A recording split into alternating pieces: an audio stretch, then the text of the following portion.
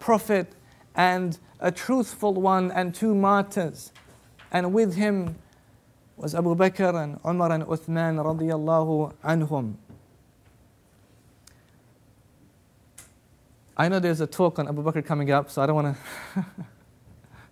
But it's difficult to do Sahaba talk without mentioning the greatest of them, isn't it?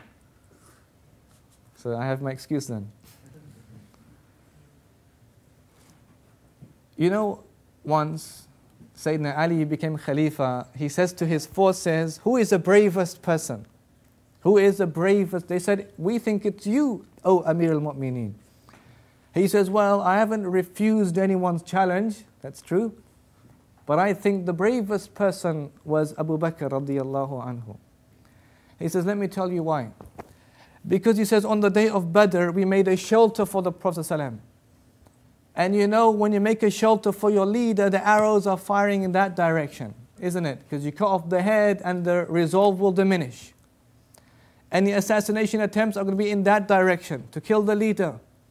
He says, the only one who came was Abu Bakr. He took out his sword from its sheath and he placed the sword at the head of the Prophet ﷺ. And if anyone came towards him, he would place that sword between him and that person. Sayyidina Ali says, I remember those days in the early days of Islam when the Prophet ﷺ was abused and attacked and pushed. They would make fun and say, you turned all the gods into one God, O Muhammad.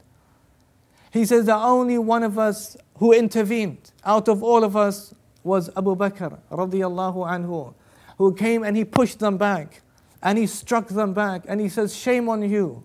أَتَقْتُلُونَ رَجُلًا أَنْ يَقُولَ رَبِّيَ اللَّهُ. Would you kill a man because he says, my Lord is Allah?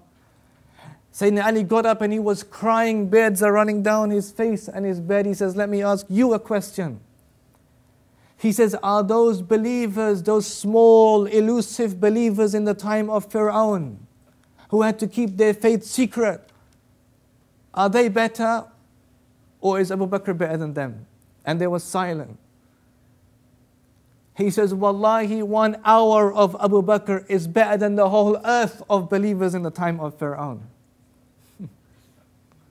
What a man he was. He was a companion of the cave.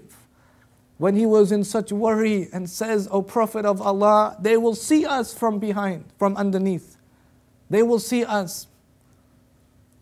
Look up and they will see us. He says, Ya Abu Bakr, ما ظنك بإثنين الله ثالثهما. What do you think of two of whom the third is Allah subhanahu wa ta'ala?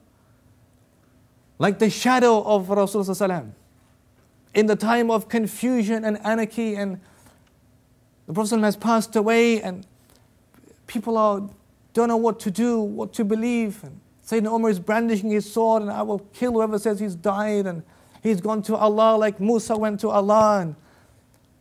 And in that situation, it was Abu Bakr who came and brought order in a situation of disorder. Man kana minkum ya'bud Muhammadan fa inna Muhammadan qad mat. وَمَنْ كَانَ مِنْكُمْ يَعْبُدُ اللَّهَ فَإِنَّ اللَّهَ حَيٌّ لَا يَمُوتُ. Whoever amongst you worships Muhammad, then he has died. Whoever amongst you worships Allah, Allah is alive and Allah never dies. Sayyidina Umar was on Mount Uhud when it shook. And who was Sayyidina Umar? Ibn Mas'ud says about Sayyidina Umar, he says this was a man, he says we knew, he says before Umar became a Muslim, we could not pray at the Kaaba. Umar became Muslim, we all went to pray at the Kaaba. Because we have strength.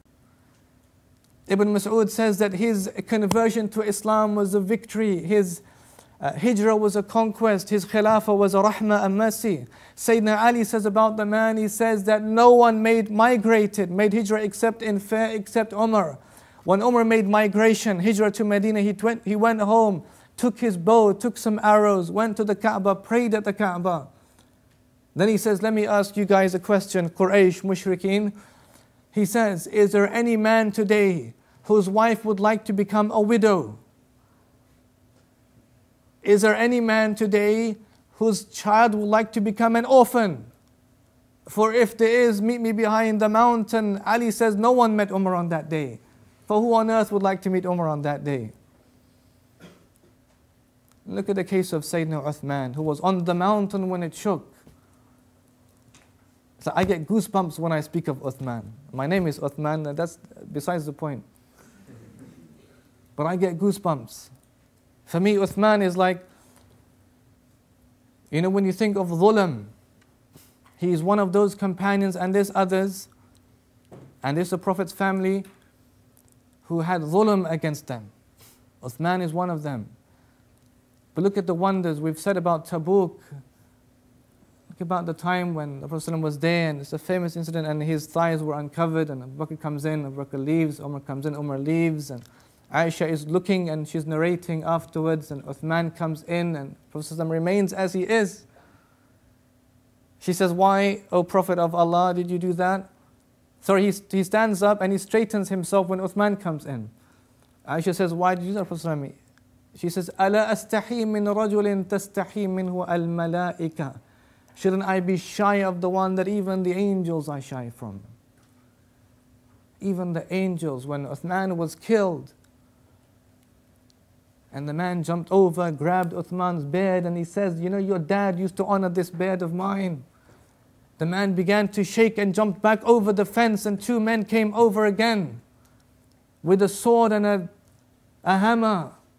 And they struck his hand was cut off. He said, "This was the first hand that wrote the book of Allah." And Uthman straightens himself and he ties his garments out of fear as he's being killed, that his aura would be uncovered. What a man he was.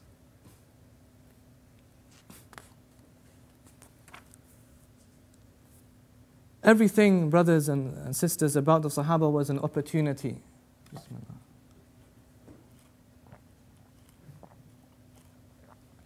Everything about them was an opportunity. I mean, really, you know, that's what made them great, and that's what can make us great as well, inshallah. Was they grabbed the chances when they came. There are two stories of Abu Dahda, radiyallahu anhu. One Imam al-Qurtubi has in his tafsir, and there's another one. There was a man who had an orchard, and besides his orchard was an orchard that belongs to an orphan. And in between their orchards was a palm tree.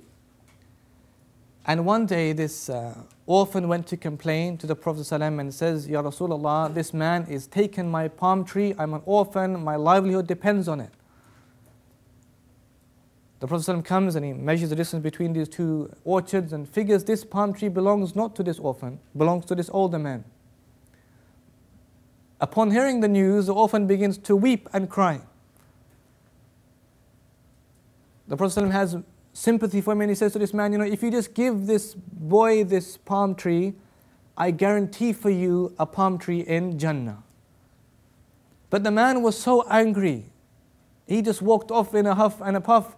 How dare this boy complain to the Prophet of Allah about me? Abu Dahda was watching and listening, and he came and he says, "O Prophet of Allah, I have an orchard." In fact, he had two orchards. "And if I give the orchard to this man for the price of this single palm tree, and then give this single palm tree to this orphan boy, would I also have a tree in Jannah?" You see the concern and the iman of these people. There's no words for it. And he said, "Yes, you would."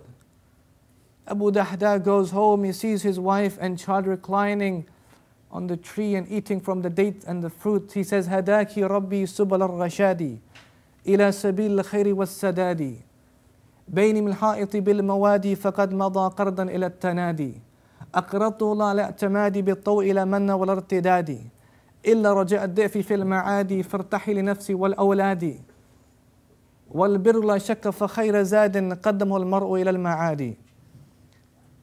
He says, "Look, Allah has blessed us, Allah has blessed me and you, and guided me and you. And we can give to Allah alone. And Allah says in the Quran, and who is the one who can give to Allah Azza wa Jal alone? And so we will give one of these for the sake of Allah subhanahu wa ta'ala." And Abu Dahda